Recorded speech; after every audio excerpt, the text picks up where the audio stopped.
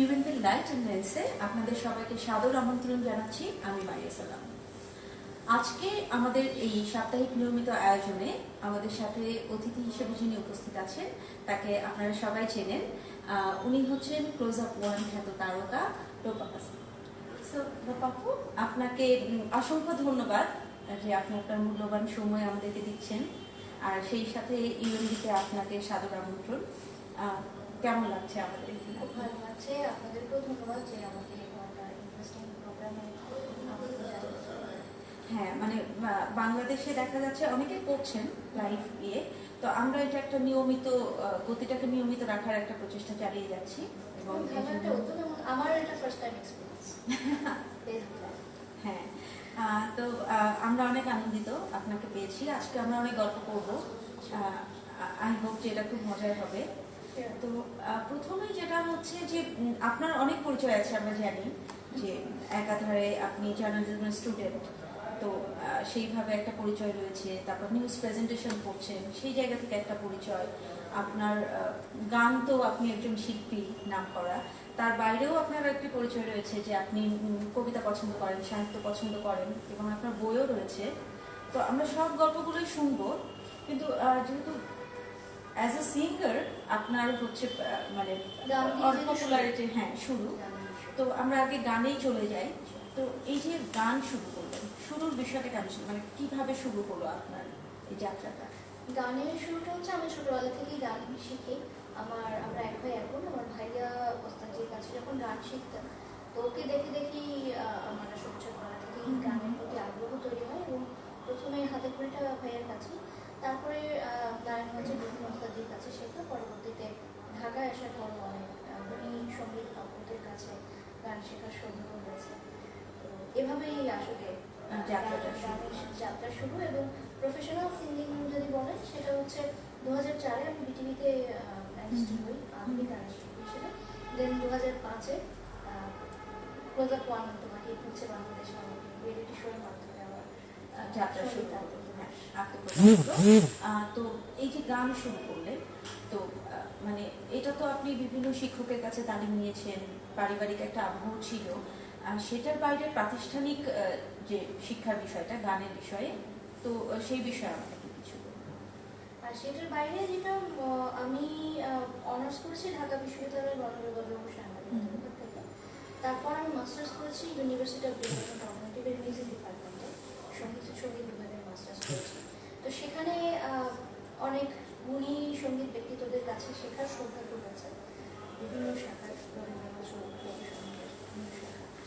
এরপরে আমি প্রজাপানের পর থেকে আসলে অনেকের সঙ্গেই অনেকের কাছেই শিখেছি। সুজিত মিশ্রের কাছে শিখেছি, ফরিদা পারভিনের কাছে শিখেছি, রশিদের কাছে ক্লাসিক্যাল শিখেছি, আবু বকর সিদ্দিকের কাছে লোকসঙ্গীত শিখেছি। তো আমি আসলে খুব লাকি যে আমাদের কাছে কিছুদিন হলেও শিখতে পেরেছি, কিছুটা হলেও। আমরাও খুব সৌভাগ্যবান যে ওনারা মানে তরুণ যারা শিল্পী তাদেরকে সাহস দিচ্ছেন এবং তাদেরকে শিক্ষা দিচ্ছেন যে বাংলাদেশ যে এই ধারাটা সেটা ধরে রাখতে পারছে। তো আপনি তো অনেক শিক্ষকের কাছে তালিম নিয়েছেন, এবং শুধু একটা দিকে না, নানা রকম দিকে শিখেছেন, লোকসঙ্গীত শিখেছেন, ক্লাসিক্যাল শিখেছেন। মাস্টার্সে আমার আসলে ওখানে স্পেশালাইজেশন ছিল লোকসঙ্গীতে। কারণ রবীন্দ্র নজরুল নিয়ে আসলে অনেকেই পড়াশোনা করেছে, কাজ করেছে। আমার তখন ইচ্ছে ছিল যে আমি লোকসঙ্গীত নিয়ে একটু পড়াশোনা করব, পরবর্তীতে এটার উপরে পিএইচডি করার ইচ্ছা ছিল। তো নানা কারণে, কিছু দুর্ঘটনার কারণে আসলে পিএইচডিটা তখন আমার আটকে গেছে, পড়া হয়নি। তো মানে এই গানের নানা রকম যে ক্ষেত্র, নানা রকম ভাগ রয়েছে, এর মধ্যে কি লোকসঙ্গীতটা আপনাকে বেশি টানছে কিনা, মানে আপনার আগ্রহটা? লোকসঙ্গীতের ওই যে যেটা বললাম যে বাংলাদেশে আসলে রবীন্দ্র নজরুলের গান নিয়ে অনেক গবেষণা হচ্ছে, অনেক ভালো ভালো কাজ হয়েছে, কিন্তু লোকসঙ্গীত আমাদের আসলে শেকড়টাই তো লোকসঙ্গীত। তো লোকসঙ্গীত নিয়ে আসলে গবেষণাধর্মী কাজ খুব কম হয়েছে।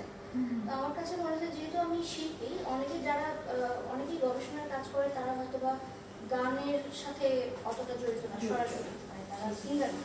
হ্যাঁ, আমি যেহেতু সিঙ্গার এবং যেহেতু পড়াশোনার মধ্যে স্টাডির মধ্যে আছি, আমি চেয়েছিলাম যে এই নিয়ে একটু গবেষণাধর্মী কিছু কাজ করবো এবং নিজেও গাইবো পুরোনো অনেক গান কালেক্ট করে সেগুলোকে নতুনভাবে নতুন সঙ্গীত আয়োজনের মাধ্যমে নতুন প্রজন্মের কাছে পৌঁছে দেওয়া। তো সেই বিষয়টা আমি শুরু করতে পারিনি, বাট ওটা আমার মাথায় আছে, আমার পরিকল্পনা আছে অনেক ধরনের। সামনে আমি এইসব নিয়ে কাজ করবো। না, নিঃসন্দেহে আপনার যে পরিকল্পনাটা অনেকই প্রশংসা পাওয়ার যোগ্য, কারণ আমাদের এরকম একটা পদক্ষেপ নেওয়া উচিত সামনে আমাদের। এখানে আরেকটা ব্যাপার আছে যে লোকসঙ্গীত নিয়ে পরবর্তীতে নতুন সঙ্গীত আয়োজনে অনেকেই করেছে, সেগুলো কেউ কেউ রিমিক্স করেছে। আমি আসলে যেটা করবো রিমেক করবো। রিমেক হচ্ছে নতুন সঙ্গীত আয়োজনে নতুনভাবে গাওয়া, যেটা কি আমি কথা এবং সুর অপরিবর্তিত রেখে করব, সেই গানের মূল ভাবটাকে নষ্ট না করে করব সেই রিমেকটা। কিন্তু রিমিক্সের নামে যেটা হচ্ছে যে আমাদের মূল গানটাই আসলে নষ্ট হয়ে যাচ্ছে। ওটা করার চেয়ে না করা অনেক ভালো। হ্যাঁ, মানে আপনি একদম আমি ঠিক কথা কখনোই বলেছেন। রিমিক্সের দিকে যাব না, আমি রিমেক করবো, গানের মূল ভাবটাকে ঠিক রাখবো। আপনাকে অনেক শুভকামনা, আশা করছি আপনি সফল হবেন। তো এই যে আপনি এতগুলো শিখলেন শিক্ষকদের কাছে, তো বা বাংলা যে গান যারা করেন বা পুরো বিশ্ব জুড়ে যারা গান গাইছেন বা এর আগেও গিয়েছেন, মানে আপনার অনুপ্রেরণা কারা ছিলেন বা আপনি কাদেরকে অনুসরণ করতে পছন্দ করেন? আসলে এত পছন্দের তালিকাটা আসলে এত বড়, তবে যদি আইডল বলেন, সব একদম সবার আগেই যেই মানুষটার চেহারা সামনে আসে লতা মঙ্গেশকর, একেবারে ছোটবেলা থেকেই লতা মঙ্গেশকর।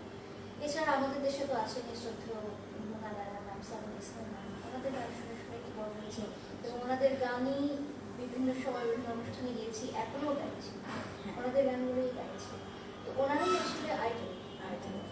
জানি ওনাদের মতো কখনো হতে পারবো না, কিন্তু সবসময় তাদের গানগুলো শুনি এবং তাদের মতো করে গাওয়ার চেষ্টা করি। মানে হয় না জানি, তারপরে চেষ্টা করি। হ্যাঁ, মানে আমাদের ধারাটাকে অব্যাহত রাখতে হবে। ওনারা যেটা শুরু করেছেন বাংলাদেশে, সেই ধারাটাকে এগিয়ে নিয়ে যেতে হবে। তো এরপরে আমরা জানতে চাইবো যে আপনার তো এই গানের যে বড় যে আসরটা, সেটা অনুপ্রবেশ হয়েছে ক্লোজ আপ ওয়ান রিয়েলিটি শোর মাধ্যমে। তো এই বিষয়ে আমাদেরকে বলেন যে কিভাবে আসলেন এটাই, তারপরে মানে ওই সময় কি কাজ করছিল আপনার মনে, অনুভূতিটা কেমন ছিল? 2005-এ যখন প্রজাপনে আসি, এই প্রোগ্রামটা হচ্ছে আমার মতো অনেক ছেলেমেয়ের সাধারণ থেকে স্পেশাল হবার পথে, মানে যাত্রাটা শুরু সেখান থেকে। প্রজাপন আমাদেরকে আরো বড় একটা প্ল্যাটফর্ম দিয়েছে যে আমরা যাতে আমাদের স্বপ্নটাকে সফল করতে পারি।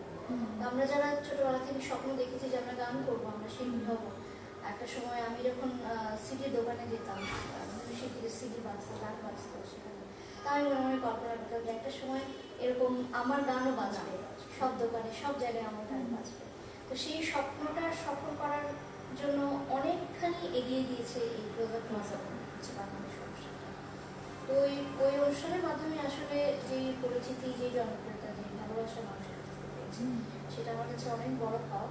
এবং পরবর্তীতে এটাকে পুঁজি করেই কিন্তু আমরা যারা প্রথম দিকে আসতে পেরেছিলাম টপ 10 বা টপ 16, তারাই দেখা যাচ্ছে যে ওই প্ল্যাটফর্মটাকে কাজে লাগিয়ে আমরা সামনে এগিয়ে গেছি। তো আপনি যেটা বললেন যে অন্যের গান শুনে মনে হতো একদিন আমারও গান এরকম বাজবে, তা আপনার তো সেই সুযোগটা খুব তাড়াতাড়ি চলে আসলো। কারণ 2007-এ আপনার একক অ্যালবাম। তো এই বিষয়ে মানে আমরা তো বলবো যে কিভাবে এটা করলেন, কিরকম ছিল? প্রথম অ্যালবামটা আরই, সেটার সবগুলো গানেরই কথা শুট করেছিলেন প্রীতম আহমেদ, দুটো গানের কথা লিখেছিলেন শ্রদ্ধেয় শাকিব মন্ডল এবং আফতাব মোহাম্মদ খুরশিদ। আর সেই অ্যালবামটা এসেছিল ইমপ্রেস অডিও ভিশন থেকে, এবং ওই অ্যালবামের জন্য পরের বছর 2008-এ সিটিজেন চ্যানেলের মিউজিক অ্যাওয়ার্ডে আমি সেরা নবাগত শিল্পী হিসেবে পুরস্কার পেয়েছিলাম, পপুলার চয়েসে। তো ওটা আমার জন্য অনেক বড় পাওয়া ছিল এবং আমাকে অনেক উৎসাহিত করেছিল যে প্রথম অ্যালবামের জন্য যেহেতু আমি সেরা নবাগত হিসেবে পুরস্কার পেয়েছি, পরবর্তীতে যখন আমি কাজ করবো বা অ্যালবাম আনবো, সেই কাজটা যেন আগের কাজটাকে ছাপিয়ে যায় মানের দিকে। তো সেটার কারণে এবং আরও কিছু বিষয়ে আমার আসলে সেকেন্ড অ্যালবামটা আনতে একটু বেশ দেরি হয়ে গেছে। হ্যাঁ, এটা অবশ্যই একটা ইন্টারেস্টিং বিষয়। সেকেন্ড অ্যালবামে একটা বেশ গ্যাপ ছিল, ওটা এসেছিল 2013 শেষে, 2013 ঈদুল ফিতর। ওই অ্যালবামের নাম ছিল আশার ধারা, ওটা রেজার্ভেশন এসেছিল। ওই অ্যালবামটাও আমার জীবনে ভীষণ স্পেশাল, কারণ ওই অ্যালবামের সবগুলো গানেরই কথা সুর আমার নিজে করা। একটা গান শুধুমাত্র জুলফিকার রাসেল ভাইয়ের লেখা এবং বেলাল খানের সুর, ওই গানটা আমি বেলালের সঙ্গে ডুয়েট গেয়েছি অ্যালবামে। আর বাকি সবগুলোই আমার লেখা, আমার সুর করা। এবং ওই অ্যালবামটার জন্য সিটিসেল চ্যানেল মিউজিক অ্যাওয়ার্ডে আমি সেরা সুরকার হিসেবে নমিনেশন পেয়েছিলাম, যেটা কিনা বাংলাদেশে প্রথম কোনো নারী কোনো অ্যাওয়ার্ডের সুরকার হিসেবে নমিনেশন। এবং সেখানে আমি নমিনেশন পেয়েছিলাম হচ্ছে এমন দুজন মানুষের সঙ্গে যাদের পাশে কোনোভাবে দাঁড়ানোর মতো যোগ্যতা আমার নেই, কখনো হবেও না।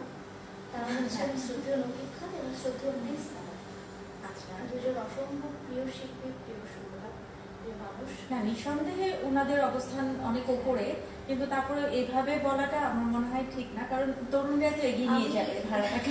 আমি জানি না, না ওনারা অনেক বড় মানুষ, আমি খুবই ক্ষুদ্র মানুষ। তো আমার জন্য এটা অনেক বড় সম্মানের পাওয়া ব্যাপার ছিল, অনেক বড় পাওয়া, কারণ আমি একেবারেই আশা করি, একদমই এক্সপেক্ট করিনি।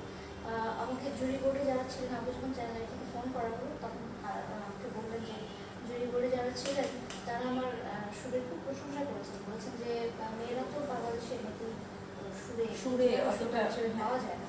তো সেই হিসেবে তাদের কাছে খুবই ইন্টারেস্টিং, খুবই মানসম্পন্ন লেগেছে, খুব ভালো লেগেছে, যার কারণে তারা আমাকে উৎসাহ দেওয়ার জন্য নমিনেশন করে দিয়েছে। আমি জানতাম যে আমি অ্যাওয়ার্ড পাচ্ছি না, কোনো কারণ নেই, রবির ভাই এবং প্রেস ভাইয়ের সঙ্গে অ্যাওয়ার্ড পাওয়ার, কিন্তু তারপরেও ওটা আমার জন্য অনেক বড় পাওয়া ছিল এবং আমি অনেক উৎসাহ পেয়েছি যে পরবর্তীতে যাতে আরো এগিয়ে নিয়ে যেতে পারি কাজটাকে। কারণ অনেক সময় দেখা যায় পুরস্কারটাই আসল না, স্বীকৃতিটা আসল, এবং এটার মাধ্যমে আপনার একটা স্বীকৃতি পাওয়া গেছে। তো গল্পটা খুবই ইন্টারেস্টিং, কিন্তু আমরা আরো ইন্টারেস্টেড হচ্ছি আসলে গানগুলো শোনার জন্য। আপনি যদি আপনার অ্যালবামের কোনো একটা গান আমাদেরকে একটু গেয়ে শোনান, আমরা খুব খুশি হব। যদি ওইভাবে এখন আমাদের মিউজিকের কোনো ব্যবস্থা নেই। আচ্ছা, আমি আমার আশার ঘর অ্যালবামের টাইটেল ট্র্যাকটাই প্রেজেন্ট করছি। হ্যাঁ হ্যাঁ, এটা আমার লেখা, আমার সুর করা। মেলায় জোরে বেড়ায় স্মৃতি, আরে কত রেওয়াজে রীতি, রীতির কাছে গেছো হেরে, চলে গেলে আমায় ছেড়ে, নদীর জলে চাঁদের ছায়া, চোখের জলে তোমার মায়া, মায়ার সাথে ছায়ার খেলা, ভাষায় তবু আশার ভেলা। অনেক ধন্যবাদ। আপনার গান শুনে খুব আবেগী হয়ে পড়ছিলাম, মানে সুরটাই এরকম খুব আবেগী, মনে হচ্ছে মন থেকে উঠে আসছে। তো মানে এখন আমি এবং আমাদের দর্শকরা সবাই বুঝতে পারছেন যে আপনি যে এত বড় সুরকারদের সাথে স্বীকৃতি পেয়েছেন, এটা যথার্থ কারণ ছিল।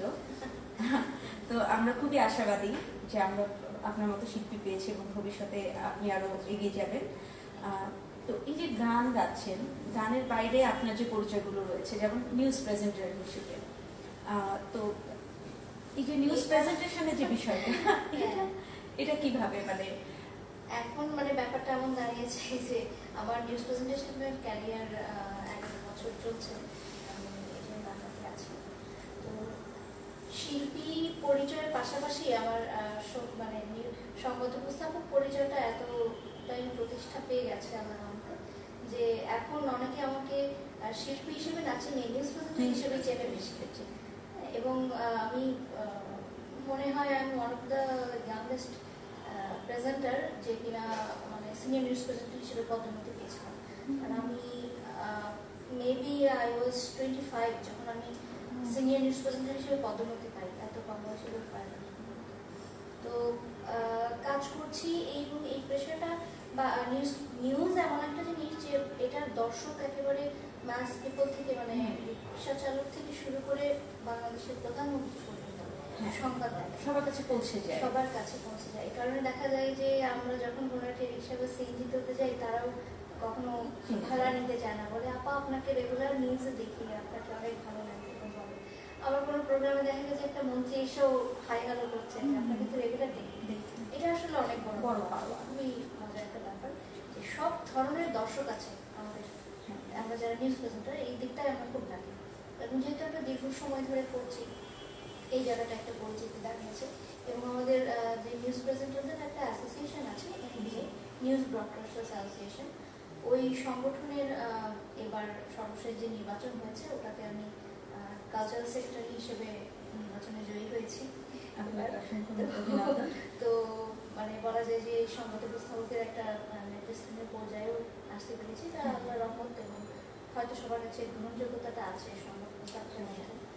তো সব মিলিয়ে এখন এটা নিয়ে, এই অর্গানাইজেশন নিয়ে আমাদের অনেক রকমের স্বপ্ন আছে, পরিকল্পনা আছে যে এটাকে এগিয়ে নিয়ে যাওয়া, এবং আমরা যারা সংবাদ উপস্থাপকরা আছি বাংলাদেশে আমাদের মধ্যে একটা ইউনিটি তৈরি হবার, এবং আমরা এর মধ্যে দিয়ে আমাদের শুধুমাত্র কালচারাল প্রোগ্রাম করি তা না, এই অর্গানাইজেশন থেকে আমরা কিন্তু অনেক সোশ্যাল ওয়ার্কও করেছি। তো এই তো গেল একটি পরিচয়, কিন্তু আরো দুইটি পরিচয় আছে। একটা হচ্ছে যে আপনি কবি এবং সাহিত্যিক হিসেবে নিজের একটা জায়গা করে নিয়েছেন ইতিমধ্যেই, আমি জানি। লেখালেখি করছি, কিন্তু আমি আসলে কেন জানি এখনো নিজেকে কবি, সাহিত্যিক, উপন্যাসিক হিসেবে পরিচয় দিতে খুব লজ্জা পাই। আমি এখনো হয়ে উঠতে পারিনি, লিখছি, চেষ্টা করছি। আমার এর মধ্যে দুটো বই বেরিয়েছে, একটা 2014 সালের বইমেলায় এসেছিল কাব্যগ্রন্থ, এবং 2015 সালে বইমেলায় এসেছিল উপন্যাস। আমার কাব্যগ্রন্থটার নাম হচ্ছে যে অন্ধত্বের নাম ভালোবাসা, আর উপন্যাসের নাম তোমার অপেক্ষায়। তো দুটোই আদর্শ প্রকাশ। সামনে তো চলে আসছে 21শে বইমেলা, তো এই 21শে বইমেলা নিয়ে আপনার কোনো লেখা আমরা পাচ্ছি কিনা এবার? আশা করছি অনেকটাই তৈরি আছে, আমি তাও এখনো বলতে পারছি না শেষ পর্যন্ত আমি শেষ করতে পারবো কিনা লেখা, কারণ আমি এর মধ্যে আরো কিছু কাজে ব্যস্ত আছি। সংবাদ উপস্থাপনার গান তো আছে, ভ্যালেন্টাইন্স ডে এবং পয়লা বৈশাখের জন্য কিছু গান তৈরি হচ্ছে, মিউজিক ভিডিও তৈরি হচ্ছে, সেগুলোর ব্যস্ততা আছে। পাশাপাশি আমি আবারও ঢাকা বিশ্ববিদ্যালয়ে ভর্তি হয়েছি, আরেকটা মাস্টার্স করছি টেলিভিশন, ফিল্ম অ্যান্ড ফটোগ্রাফি ডিপার্টমেন্টে। তো সেই পড়াশোনা নিয়েও ব্যস্ত, সব মিলিয়ে আসলে লেখালেখির জন্য সময় বের করাটা খুব একটু কঠিন হয়ে পড়েছে। আর আমি রিসেন্টলি নতুন জীবনে শুরু করেছি, জীবন শুরু করেছি, অফিসে করেছি, তো সব মিলিয়ে ওখানেও সময় দিতে হচ্ছে, সময় দেওয়া, নতুন পরিবারকে সময় দেওয়া। তো এই নতুন পরিবার যে আপনার হলো, এই গল্পটা একটু আমাদেরকে শোনান, যে মানে এখন কেমন লাগছে আপনার, বা বিয়ের আগে আপনার যে ব্যস্ততা ছিল বা যে সময়গুলো ছিল তখন তো একভাবে সাজিয়েছিলেন, এখন তো আবার একটু অন্যরকম ভাবে সাজাতে হচ্ছে, তো এইটা আমার আসলে খুব একটা মানে অনেক যে চেঞ্জ এসে তা না, কারণ আমার হাজবেন্ড এবং আমার শ্বশুর শাশুড়ি তারা এত বেশি সাপোর্টিভ, এত পরিবারের আমার আসলে ছাড়া বেশি পার্থক্য টের পাচ্ছি না, যে আমি বাবা মাকে ছেড়ে অন্য একটা পরিবার এসেছি। আর আমার শ্বশুর শাশুড়িও একেবারেই তাদের সন্তানের মতো করেই আমাকে দেখভাল করছেন, আমাকে পালছেন বলতে গেলাম, শ্বশুর পালছেন যেভাবে আমার বাবা মা লালন পালন করেছে। আর আমার হাজব্যান্ড সে টেক্সটাইল ইঞ্জিনিয়ার পেশায়, আর পাশাপাশি সে নিজেও একজন গীতিকার, সুরকার, এবং খুব ভালো গান করে, যার কারণে আমাদের পেশায় মিল আছে। হ্যাঁ, উনি মানে বোঝেন, আপনার ভালো বোঝেন, আমাদের মধ্যে বোঝাপড়াটা সব দিক দিয়েই খুব ভালো, যার কারণে আমার কখন কি প্রয়োজন গানের ক্ষেত্রে বা পেশার ক্ষেত্রে সব রকমের ছাড় সে দিচ্ছে এবং সহযোগিতা, যার কারণে লাইফ পার্টনারের কাছ থেকে সহযোগিতা পেলে কিন্তু জীবন অনেক সহজ হয়ে যায়।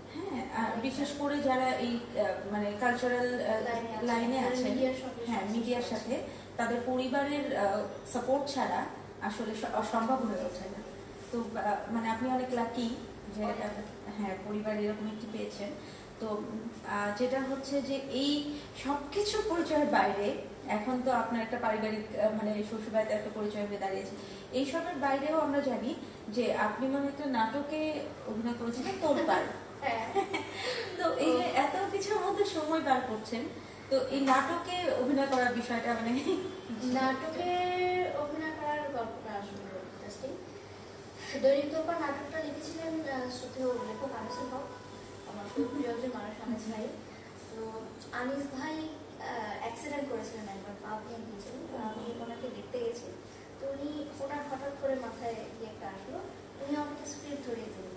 উনি বললেন যে আমার একটা ধারাবাহিক নাটক আসবে, সেখানে একটা চরিত্র আছে যেটার সঙ্গে সেটা তোমার সঙ্গে খুব যায়, তুমি এই নাটকটা অভিনয় করো। আমি তখন ভাইয়াকে বলছিলাম যে ভাইয়া আমি আসলে এত কাজ নিয়ে ব্যস্ত, আমি আর অভিনয় তো আমি কখনো করিনি, ভয়ও লাগে।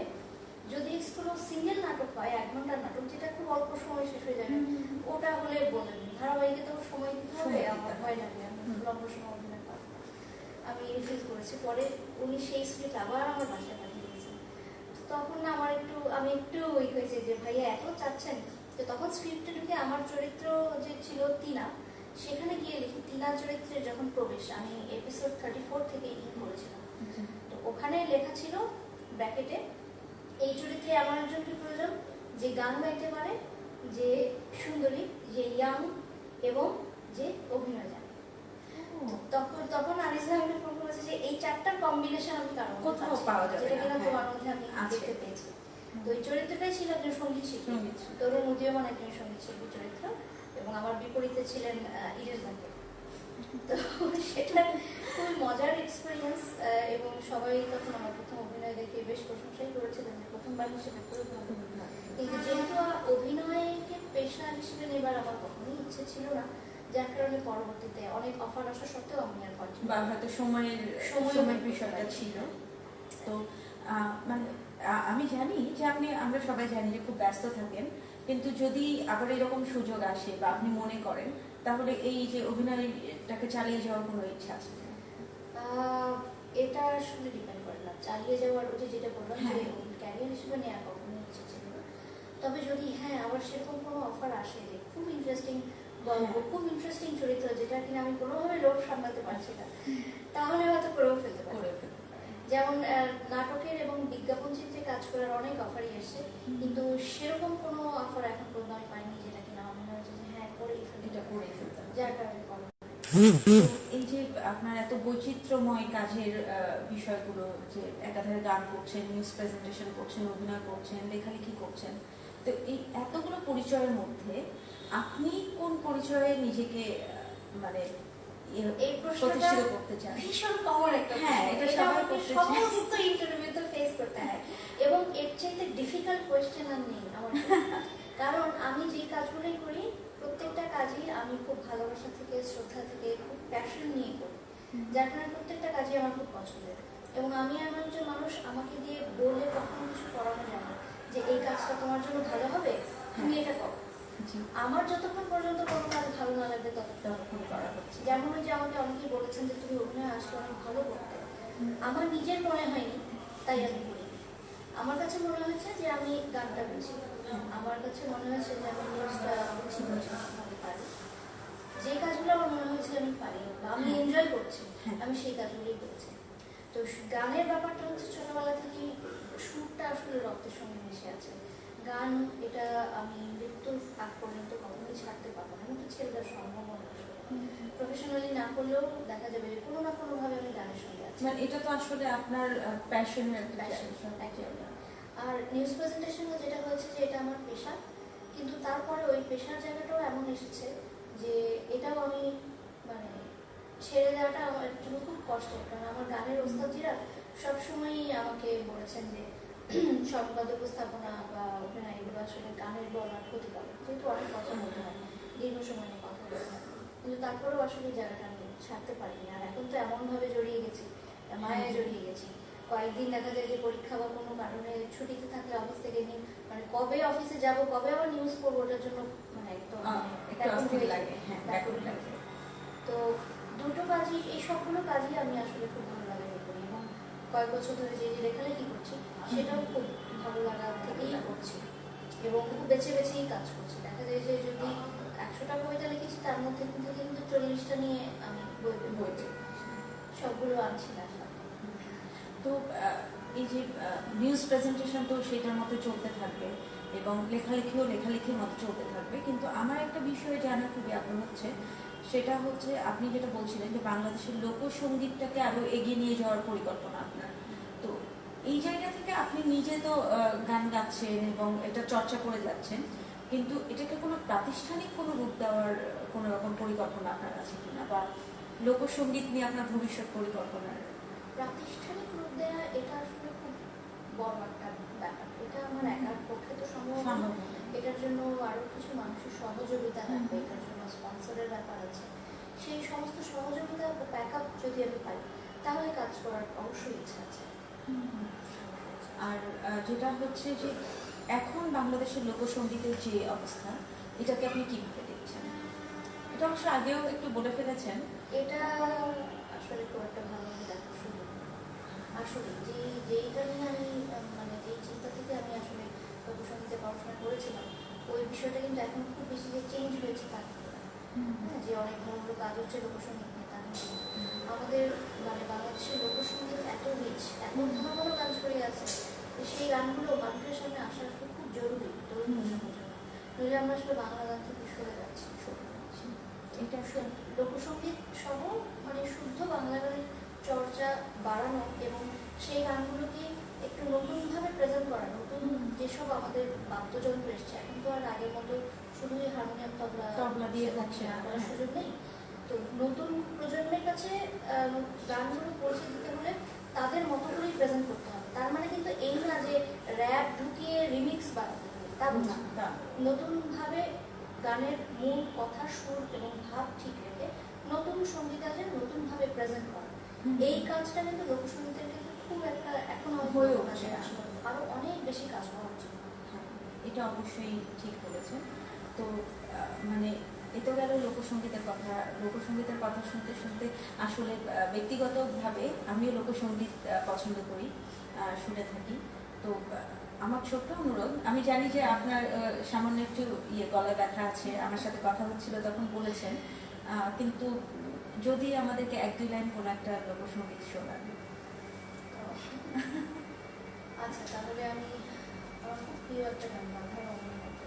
হ্যাঁ হ্যাঁ, অবশ্যই। ভ্রমরে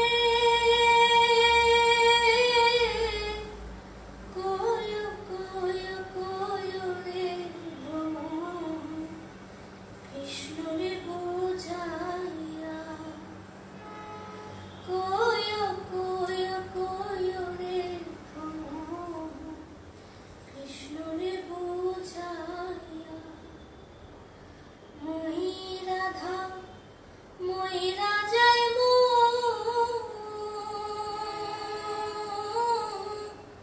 কৃষ্ণ হারা হইয়া রে ভ্রমর কয় গিয়া, ভ্রমর কয় গিয়া শ্রীকৃষ্ণ বিচ্ছেদের অনলে অঙ্গ যায় জ্বলিয়া রে ভ্রমর কয় গিয়া। অসংখ্য ধন্যবাদ। এটা আমারও পছন্দের একটি গান, আমি অসংখ্য পছন্দ করি গানটা। তো আমার ভীষণ, এবং এই গানগুলো ছোটবেলা থেকে বিভিন্ন অনুষ্ঠানে গেয়ে গিয়ে আসলে পড়া হয়েছে। সব ধরনের মানুষ, সব ধরনের শ্রোতা, সব শ্রেণীর শ্রোতা কিন্তু এই গানগুলোকে ভালোবাসে, পছন্দ করি। যার কারণে আমাদের এই গানগুলোকে আসলে সামনে নিয়ে আসা মানে এবং এই গানটা খুব জনপ্রিয়, এটার অনেকগুলো ভার্সন এসছে, কিন্তু এমন কিন্তু আরো অনেক ভালো ভালো গান আছে যে গানগুলো শুনেই নেই আমাদের সামনে। হ্যাঁ, আমাদের এগুলোকেই উঠিয়ে আনতে হবে, উঠিয়ে আনতে হবে। আসলে এটা খুবই জরুরি দরকার। তো আপনি যে গানগুলো পেয়েছেন, অনেক গানই তো পেয়েছেন, আপনার অ্যালবামও রয়েছে দুটি। তো এই সবগুলো গানের মধ্যে আপনার নিজের পছন্দের গান, এটা তো ব্যক্তিগত, মানে মাকে সন্তানের মধ্যে পছন্দ স্পেশাল তারপরেও কিছু কাজ থাকে, যেমন এই যে গানটা আমি আজকে করেছি আশার মেলা, এই গান, এটা আমার পছন্দের একটা গান। আর আশার মেলা অ্যালবামেরই যে গানটা জুলফিকার রাসেল লিখেছেন এবং বেনারস সুর, সামান্য সম্বল, এই গানটাও এখন পর্যন্ত আমার গাওয়ার সবচেয়ে জনপ্রিয় গান সামান্য সম্বল, এবং এটার মিউজিক ভিডিওটাও খুব পপুলার। তো সামান্য সম্বল গানটাও আমার খুব পছন্দের একটা গান। আর সর্বশেষ আমি ঈদে নাটকের জন্য একটা গান করেছিলাম, সেই গানটা আমার হাজব্যান্ডের লেখা এবং সুর করা, বৃষ্টি করা, সেই গানটা শুনলাম, ওটা আমার ভীষণ ভীষণ পছন্দ হয়েছে। আর আমি যত গানের গল্প শুনছি আমি গান গাইতে বলি। আর এইটা যেহেতু আপনার হাজবেন্ডের কথা এবং সুর, তো মানে এতটা অনুরোধ করা ঠিক নয়। তারপর আমি আসলে কোনো মতে আমার আগ্রহ চাপা রাখতে পারছি না। আচ্ছা, আমি প্রথম 4 লাইন। হ্যাঁ হ্যাঁ অবশ্যই। বৃষ্টি কণা হয়ে অনুভূতির গভীরে ছুঁয়ে তোমার ঠিকানা,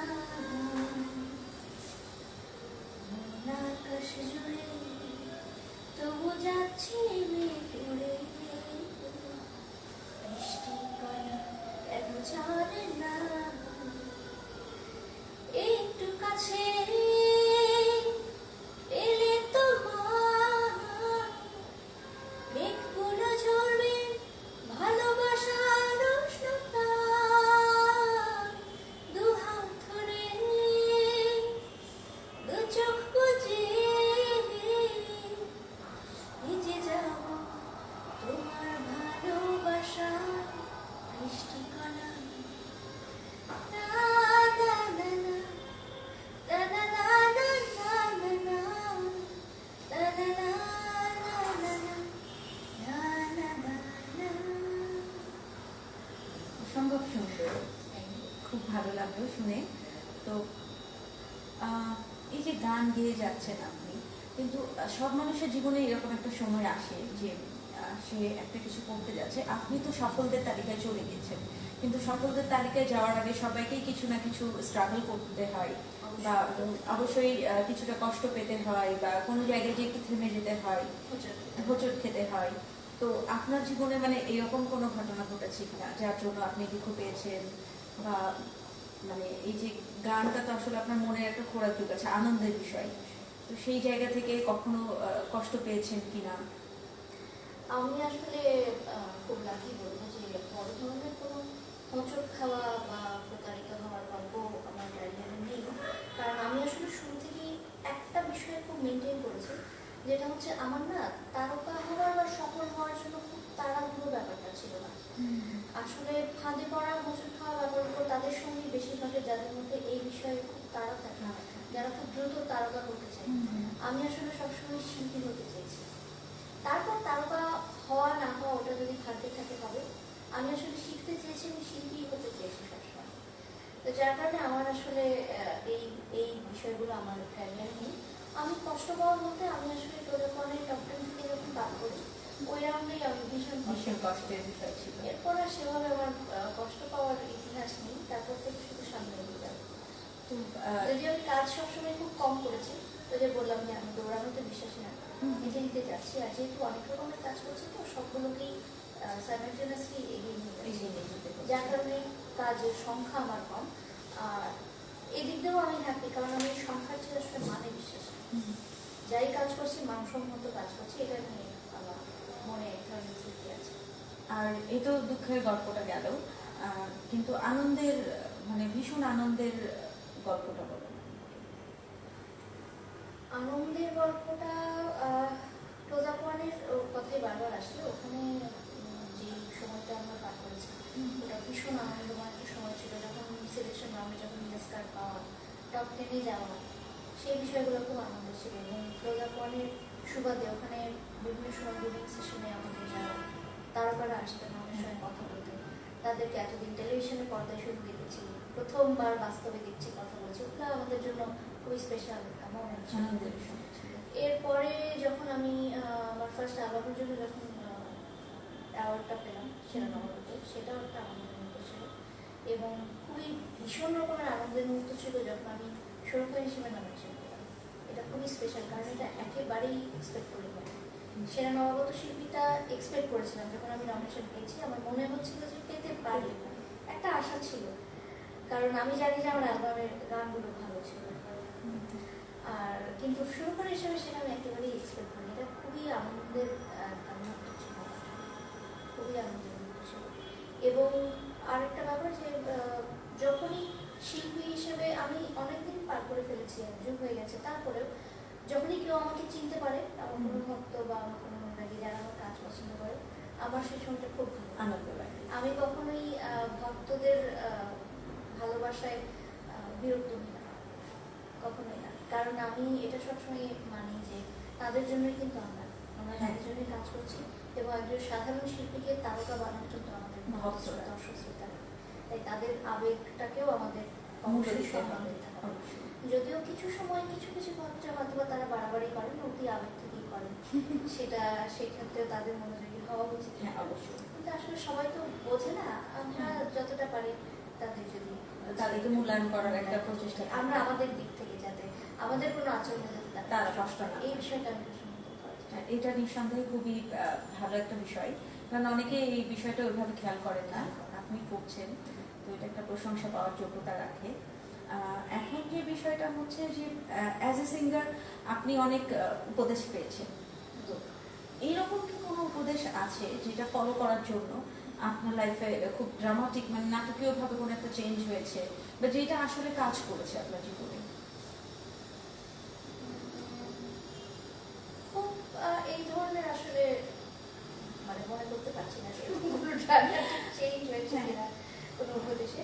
বাট ওই যে বললাম যে আমার ওস্তাদিরা সবসময় একটা উপদেশ আমাকে দিয়েছেন, যে উপদেশটা আমি মানিনি, মানতে পারিনি। যে ওনারা আমাকে নিউজ থেকে সবসময় সরে আসতে বলছিলেন যে তুমি যদি গান নিয়ে থাকো তোমার গলার ক্ষতি হবে, এটা ওনারা ভয় পেতেন। তো এটা আসলে ছাড়তে পারিনি, কারণ নিউজের সঙ্গে এমনভাবে জড়িয়ে গেছি, এটা আসলে এত সহজ ছেড়ে দেওয়া সম্ভব না। আর আপনি মানে আপনার পড়ালেখার ব্যাকগ্রাউন্ডটাও জার্নালিজম, তো কিছুটা তো ধরে রাখার বিষয় রয়েছে, এটা একটা ব্যাপার। আর আমাদের যে আধুনিক প্রজন্মের এখন যারা আসছেন নতুন তারকা বা নতুন যারা গান করছেন বা সঙ্গীত শিল্পী হতে যাচ্ছেন, তাদের জন্য আপনার কোনো উপদেশ রয়েছে? উপদেশ বলতে আমি সবসময় সবাইকে, নতুনদেরকে এই উপদেশটাই দিই যেটা আমি একটু আগে বললাম, যে আসলে প্রথমে শিখতে হবে, শিখে আগে নিজেকে তৈরি করতে হবে, নিজেকে আগে সমৃদ্ধ করতে হবে। আমি নিজে যদি সমৃদ্ধ হই তাহলেই কিন্তু আমি অনেকদিন টিকে থাকার মতো আশা করতে পারবো। কেউ যদি নিজে থেকে না শিখে, নিজের শিক্ষার ওজনটাকে না বাড়িয়ে যদি শুধুমাত্র তারকা হওয়ার দিকে মনে হয়, সাফল্যের দিকে মনোযোগী হয়, তাহলে হয়তো বা অল্প সময়ের জন্য আকাশে জ্বলতে পারবে ধূমকেতুর মতো, কিন্তু সেটা আসলে তারকা না। আমরা অনেককেই দেখি যারা কাজটাকে ভালোবাসতে হবে, সেই কাজটা সাফল্য ব্যর্থতা যেটা যেটা আসে সেটা আসবে, সেটার সঙ্গে অনেকটা ভাগ্য জড়িত। আর আমি মনে করি যে কেউ যদি তো মানে আপনাকে অনেক ধন্যবাদ যে আপনি এরকম মূল্যবোধ পোষণ করেন, এবং আজকে যে উপদেশ হিসেবে কাজে লাগবে। হ্যাঁ, গল্প সারাদিনই চলুক, আর বিশেষ করে আপনার গান শোনার পরে মনে হচ্ছে আরো অনেক গান শুনি আমরা। তো তারপরেও আমাদের সময়ের কিছু সীমাবদ্ধতা আছে, আমাদেরকে শেষ করতে হয়। তো আজকে হয়তো আমরা এখান থেকেই চলে যাব, হয়তো আগামী আবার কোনো একদিন আমরা আবার আপনার নতুন যে অ্যালবামগুলো আসবে বা নতুন বইগুলো আসবে সেগুলো নিয়ে আরেকটা আড্ডা দিব। তো আপনাকে অসংখ্য ধন্যবাদ যে আপনি আপনার মূল্যবান সময় আমাদেরকে দিলেন, আমাদের দর্শকদেরকে দিলেন। আমি জানি যে দর্শকরা আপনার গান শুনে অনেক খুশি হয়েছে। তো এখন আমরা বিদায় নিব, দর্শকদের কাছ থেকেও বিদায় নিব। তো আমি বিদায় নিয়ে নিব, কিন্তু আপনার এত সহজে বিদায় হচ্ছে না। আমি চাইবো যে আমাদের দর্শকরা আপনার গান শুনতে শুনতে বিদায় নিন, থাকবেন, কারণ এটি আমাদের একটা সাপ্তাহিক আয়োজন, প্রতি সপ্তাহে আমাদের হচ্ছে। তো আমরা আবার আগামী সপ্তাহে আপনাদের কাছে ফিরে আসবো নতুন আরো একজনকে নিয়ে, এবং তাকে আপনাদের সাথে পরিচয় করিয়ে দিব, তুলে ধরবো। তো সেই পর্যন্ত শুভ সন্ধ্যা। আমিও আমার দর্শকদের কাছ থেকে বিদায় নিচ্ছি এবং গানটি করছি, আশা করছি ভালো লাগবে। এটা আমার আশা করা অ্যালবামের সেই গানটি যেটা কথা বলেছিলাম, সামান্য শব্দ। সবাই বলে অবুঝ আমি বোকার স্বর্গে বাস, এই কারণে দিচ্ছে ওরা ঝড়ের পূর্বাভাস। ঝড়ে আমার কি এসে যায়, কি উড়বে বল, তুই যে আমার বেঁচে থাকার সামান্য সম্বল। সবাই বলে ছাড়তে আসা কেমনে ছাড়ি বল, তুই যে আমার বেঁচে থাকার সামান্য সম্বল। ভুলদার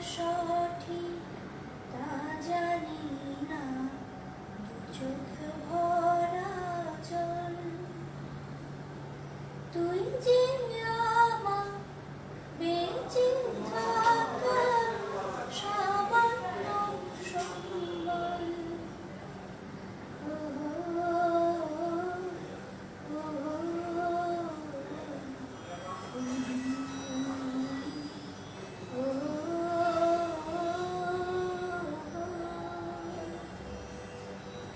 সম্ভব সুন্দর হয়েছে, অনেক ভালো।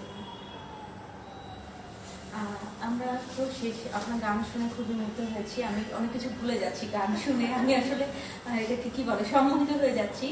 তো ভুলে গেলে চলবে না। আমাদের ইউএনপির পক্ষ থেকে আপনার জন্য সামান্য একটি উপহার। আপনি যেহেতু বই লেখেন, লেখালেখির উপরে ঝোঁক আছে, তো আমাদের সামান্য একটি উপহার মনে হয় আপনার ভালো লাগবে। Thank you so much.